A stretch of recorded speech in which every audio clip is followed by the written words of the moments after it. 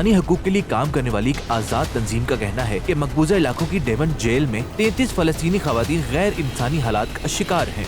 IPS ने खवातीन कैदियों के सेलों पर बार बार छापे मारे हैं, इनके साथ बदसलूकी की है, इनका सामान जब्त किया है और जेल के कवानीन की मुबैना खिलाफ वर्जी के इल्जाम में जुर्माना किया है।